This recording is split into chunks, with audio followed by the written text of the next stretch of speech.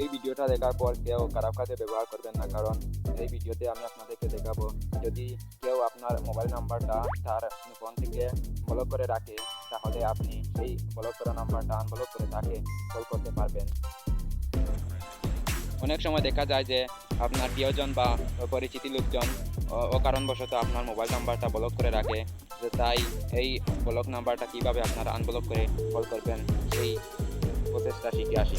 যদি এই চ্যানেলে নতুন দর্শক হয়ে থাকেন তাহলে একটি লাইক, চ্যানেলে সাবস্ক্রাইব করে রাখবেন, যাতে পরবর্তী ভিডিও আপনাদের কাছে সবার আগে পাওয়ার জন্য এই ধরনের ভিডিও প্রতিদিন আমি আপলোড করে থাকি।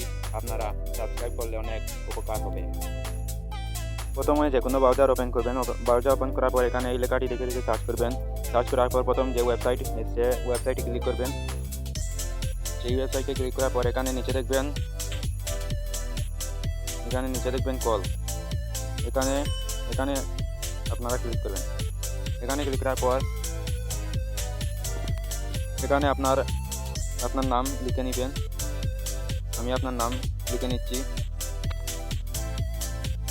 লিখে নিচে দেখবেন নেক্সটে ক্লিক করবেন। নেক্সটে ক্লিক করার পর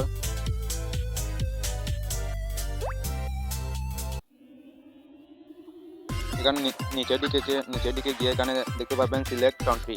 এখানে আপনার কান্ট্রিটা সিলেক্ট করে নেবেন।